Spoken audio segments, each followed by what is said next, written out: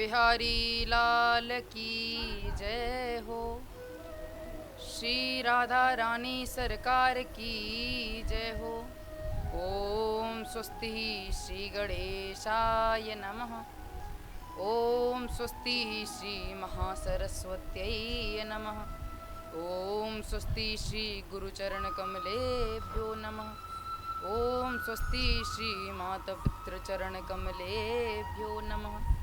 ओम स्वस्ति श्री राधा कृष्ण चरण कमलेभ्यो नमः।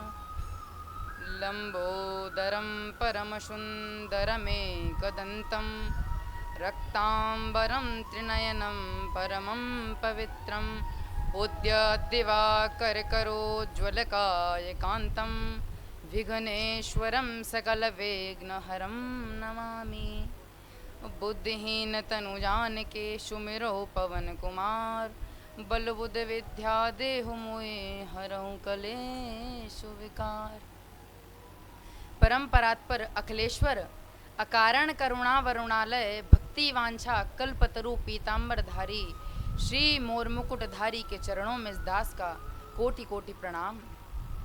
अज्ञान रूपी अंधकार से ज्ञान रूपी प्रकाश की ओर लाने वाले मेरे परम पूज्य सतगुरुदेव भगवान के चरणों में दास का बारंबार प्रणाम है।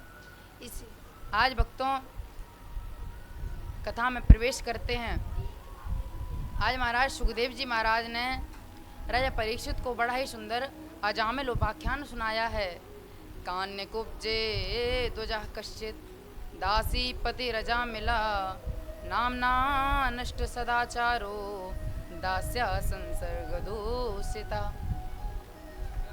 आज महाराज आपको बताएं कि कन्नौज नामक क्षेत्र में एक अजामिल नाम का ब्राह्मण रहा करता था, जो कि कान्यकुब्ज परिवार से था। उसके पिताजी ने उसका विवाह एक बहुत ही सुंदर और सुशील कन्या से कराया था। महाराज एक बार की बात है कि अजामिल अपने पिता की पूजा करने के लिए बाहर से पुष्पों को लाने के लिए गया। महाराज रास्ते में उसने देखा कि एक शूद्र वैश्या के साथ दुष्कर्म कर रहा है। आज अजामिल उस वैश्या को देखकर के मोहित हो गया और उस वैश्या को अपने यहाँ ले आया और अपनी सुंदर पत्नी का परित्याग कर दिया। आज महाराज अजामिल उस वैश्या के ऊपर धन लुटाने लगा। उस वैश्या के साथ रहते रहते अजामिल का सारा ब्राह्मणत्व विनष्ट हो गया। अब महाराज एक दिन की बात है कि उस बस्ती में, जिस बस्ती में अजामिल रहा करता था, उसी बस्ती में कुछ संत पधारे। तो आज संतों ने आकर के कुछ लोगों से पूछा, अरे भाई हमें ये बताओ, हमें एक रात्रि विश्राम करना है तो किसी भक्त का घर बता दो। तो आज सभी बस्ती वाले लोगों ने उपहास उड़ाते हुए कहा, अरे भैया इस समय हमारे यहाँ पर तो केवल एक ही सबसे बड़ा भक्त है, जो कि अजामिल है। आज महाराज संतों ने अजामिल के द्वार पर जाकर आसन लगा लिया और महाराज संकीर्तन करने लगे।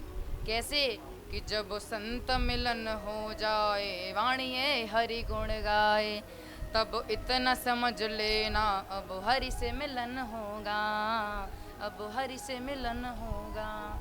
आज भक्तों जैसे ही संकीर्तन की आवाज़ वैश्या के कानों में गई तो वह बाहर निकल करके आई और बोली कि महात्माओं कृपया कर आप यहाँ से चले जाइए, क्योंकि हमारे पति के आचरण बिल्कुल ठीक नहीं है। यदि वो आ गए तो न जाने क्या से क्या हो जाएगा। आज महाराज संत कहते हैं कि अरे हमने तो आसन लगा लिया है, हम केवल एक रात्रि विश्राम करेंगे और प्रातः काल होते यहाँ से चले जाएंगे। तो आज महाराज संत कहते हैं कि आप हम लोगों के लिए राशन की व्यवस्था कर दीजिए, हम यहाँ पर प्रसाद बनाएंगे और प्रभु को भोग लगाएंगे और स्वयं भी पाएंगे। आज महाराज जब यह बात वैश्या ने सुनी तो उसका तो हृदय आज प्रसन्नता से उभर गया। वह अपने मन में सोचने लगी, अरे हमारे कितने बड़े भाग्य हैं जो आज हमारे यहाँ पर संत पधारे हैं। इस संत समागम हरि कथा तुलसी दुर्लभ दोय, सुत दारा और लक्ष्मी पापियों के घर होय। आज महाराज जैसे ही आज वैश्या ने संतों को राशन दिया है और संतों ने बड़ा सुंदर प्रसाद बनाया, भोग बनाया और प्रभु को आज महाराज भोग लगाया है और स्वयं भी पाया, और महाराज संत विश्राम करने लगे। तो आज महाराज कुछ देर बाद अजामिल आ जाता है। आज अजामिल संतों को देखकर चिल्लाने लगता है बड़े जोर जोर से। आज अजामिल की आवाज़ सुनकर के वह वैश्य बाहर आती है और कहती है कि स्वामी क्या हुआ, आप क्यों चिल्ला रहे हो। तो अजामिल आज अपनी पत्नी की आवाज़ सुनकर के चुप हो जाता है और घर के अंदर चला जाता है। आज महाराज संतों ने अजामिल के यहाँ पर एक रात्रि विश्राम किया और प्रातःकाल होते ही महाराज प्रस्थान करने लगे। तो उन संतों की मंडली में से एक संत जी बोले, अरे भैया, हमने जिसका नमक खाया है कम से कम उसके उद्धार का कोई मार्ग तो बताते जाएं। तो आज महाराज संतों ने अजामिल को बुलाया और कहा कि अजामिल, ये बताओ कि तुम्हारे कितने पुत्र हैं। तो अजामिल कहता है कि मेरे 9 पुत्र हैं और 10वां होने वाला है। तो महाराज संत कहते हैं, अजामिल, अब की बार जो तुम्हारा पुत्र हो तुम उसका नाम नारायण रख लेना। आज महाराज संत यह बात कह कर के चले गए। आज अजामिल के महाराज कुछ दिनों बाद 10वें पुत्र ने जन्म लिया। तो आज संतों के कहे अनुसार अजामिल ने उस पुत्र का नाम नारायण रख लिया। महाराज अजामिल दिन भर अपने पुत्र का नाम पुकारता, नारायण नारायण। महाराज प्रभु का नाम लेते लेते आज अजामिल के सभी पाप नष्ट हो गए। तो महाराज अब उसकी वृद्धावस्था आई, उसको यमदूत लेने आए।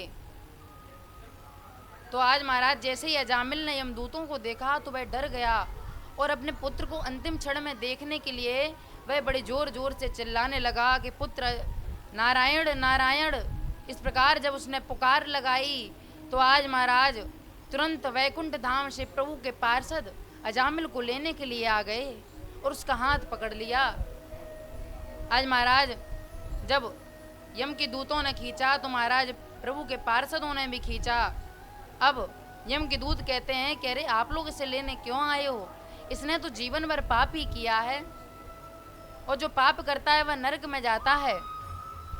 तो आज पार्षद कहते हैं, अरे भैया, इसने भले ही जीवन में पाप किया परंतु अंतिम क्षण में इसने मेरे प्रभु का नाम लिया है, हमारे प्रभु का नाम लिया है, इसलिए इसके सभी पाप नष्ट हो गए हैं।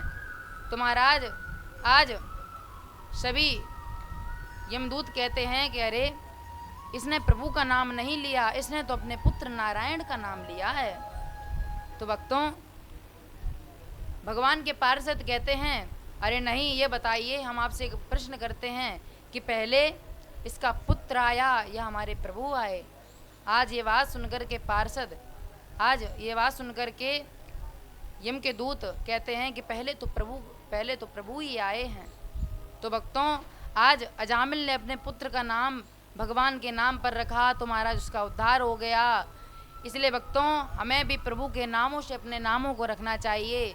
तो भक्तों हमारा भी उद्धार होना अवश्य निश्चित है। प्रभु का कार्य सभी का कल्याण करता है। इसी के साथ आज की वाणी को परम पूज्य सद्गुरुदेव भगवान के चरणों में विश्राम करते हैं। कल तक के लिए जय जय श्री राधे श्याम।